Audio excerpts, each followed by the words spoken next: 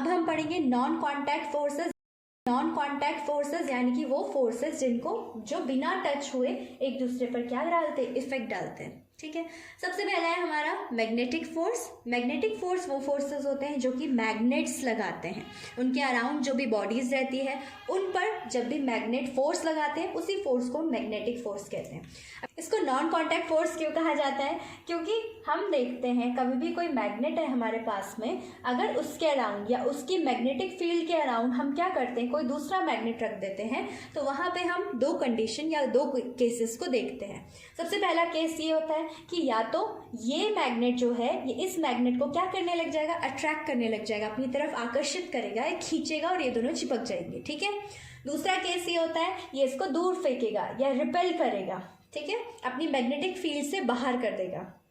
अब like poles, हमें पता है मैग्नेट में क्या होते हैं, दो पोल्स होते हैं, एक होता है हमारा नॉर्थ पोल और एक होता है हमारा साउथ पोल। ठीक है, सेम ऐसे अगर हमारे पास में दूसरा मैग्नेट है उसमें भी क्या है, नॉर्थ पोल है एक और एक है हमारा साउथ पोल।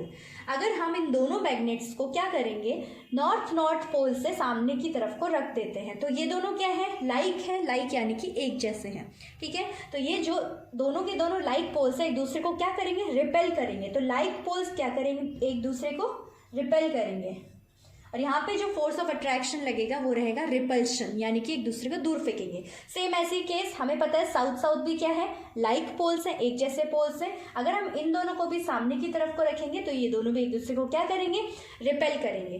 बट अगर हम केस देखें अनलाइक पोल्स का, अनलाइक पोल्स यानी कि अगर मैं नॉर्थ पोल और साउथ पोल इन दोनों को सामने की तरफ रख देती हूँ कुछ इस तरीके से,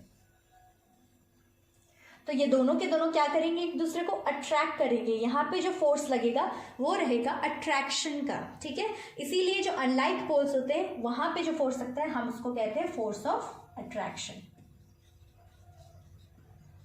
ये था हमारा मैग्नेटिक फोर्स। नेक्स्ट आता है हमारा इलेक्ट्रोस्टैटिक फोर्स।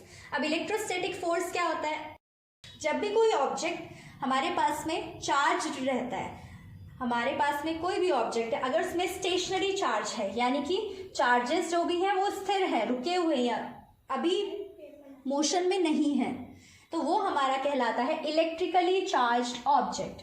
अब चार्ज भी हमारे पास में दो तरीके के होते हैं, पहला होता है नेगेटिव चार्ज, दूसरा होता है पॉजिटिव चार्ज।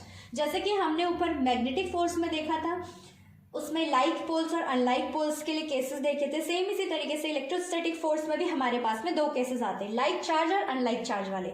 इसमें भी बिल्कुल सेम होता है, अगर हमारे पास में चार्जेस लाइक होंगे, एक जैसे होंगे, तो ये क्या करेंगे, एक दूसरे को दूर फेंकेंगे, ये दोनों एक दूसरे को दूर फेंकेंगे, दोनों एक दूसरे को दूर फेंकेंगे।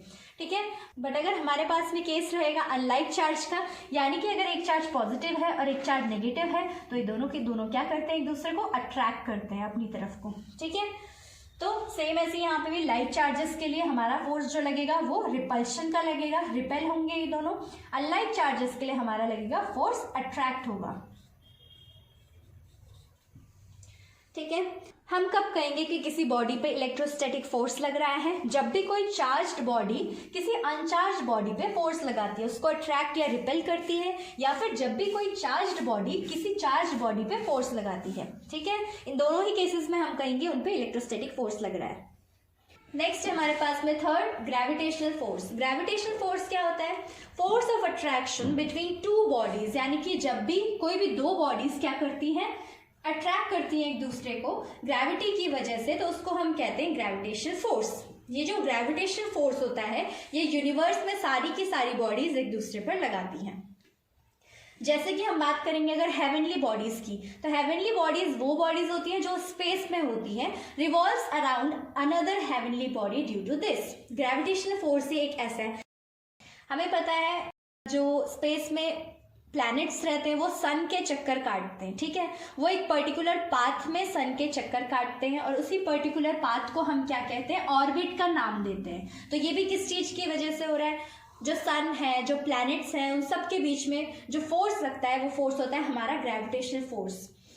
नेक्स्ट हमारा ग्रेविटी क्या होता है, force with which earth attract object to itself, यानी कि वो फोर्स जिसकी वजह से अर्थ किसी भी ऑब्जेक्ट को अपनी तरफ को अट्रैक्ट करती है। अब अट्रैक्ट करने का मतलब क्या हो गया, जैसे कि अगर मैं इस मार्कर को छोड़ूंगी तो ये मार्कर नीचे ही गिरेगा, तो अर्थ क्या कर रही है, इवन इस छोटी सी बॉडी को भी अट्रैक्ट कर रही है, इसी को हम कहते हैं ग्रेविटी। अब ग्रेविटेशनल फोर्स का फॉर्मूला हमारा क्या होता है, F इज टू mg। यहाँ पे ये जो फोर्स निकलेगा ये होगा हमारा ग्रेविटेशनल फोर्स, जो कि किसके तहत लग रहा है, ग्रेविटी के तहत लग रहा है, यानी कि इसमें ग्रेविटी लग रही है, तो उस दौरान किसी भी बॉडी पर जो भी फोर्स लगता है वो हमारा कहलाता है ग्रेविटेशनल फोर्स।